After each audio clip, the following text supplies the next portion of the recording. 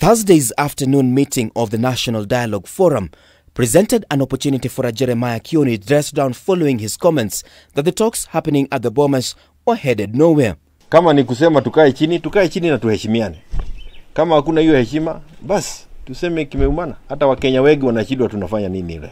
Inside the meeting at the Bomas of Kenya, Kioni, a lead member of the Azimio technical team, was on the receiving end of the committee, with Kioni allegedly agreeing to tone down on his criticism of the talks. A visibly furious Kioni refused to address the media. As a team leader, I had to check with Honorable Jeremiah Kioni, and he tells me absolutely, and so also on the part of the media, please don't escalate issues, because Kioni is here, he's committed to the work of this committee.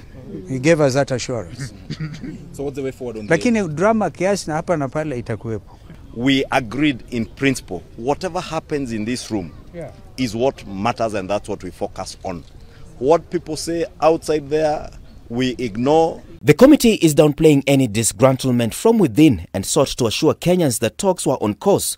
The two sides, however, according to sources, failed to agree, as Azimio's position is that there should be an overall review of the framework that governs the electoral process, including the constitutional, legal policy and administrative arrangements, the preparation of elections, holding of elections, declaration of results, dispute resolution, election offences, observation, monitoring and evaluation of results.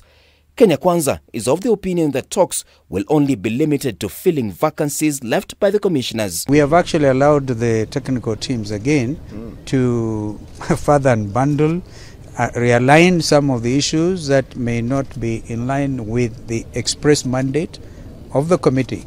There are issues that actually fall within the province of us, for example, in Azimio. Telling these people, if you have seen the issue about logging, we will be telling it to them, to tell them they will outside there, because it's outside here. We will criticize them. Azimio has also demanded that among the interim issues to be discussed was the Finance Act 2023, where Azimio is demanding that the act must be repealed, with the Kenya Kwanza side maintaining that Ruto's administration has set up policies to deal with the high cost of living.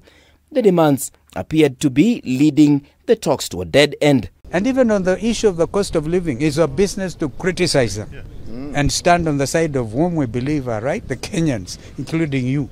The two sides appear to be reading from different scripts, despite on-camera unity display.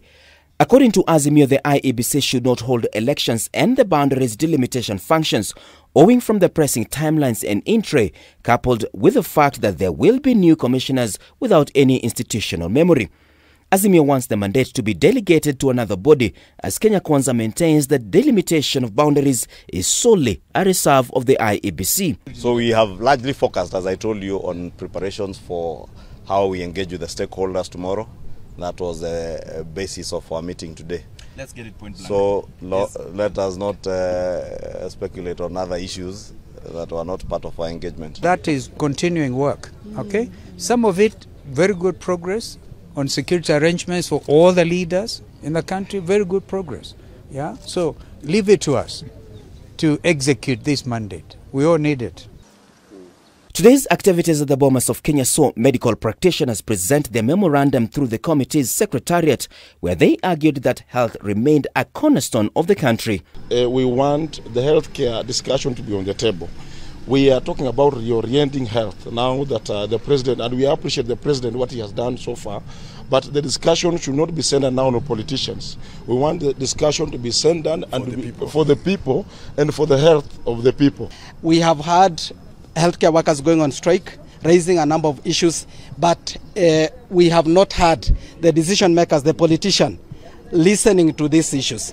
We look into it that this petition actually will ensure that these things that we've been working in healthcare are put into place and are prioritized, so that when we have matters of IEBC, we have matters of election, we have all these matters solved, then the matters of Kenyans' healthcare is so part of the agenda.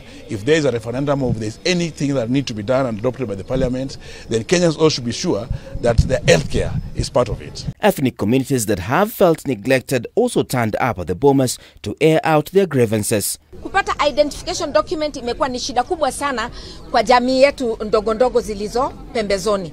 We propose that an operational fund be formulated called Ethnic Minority and Marginalized Communities Fund. The committee will on Friday hear opinions from key stakeholders from 9 a.m. beginning with County Assembly Forum.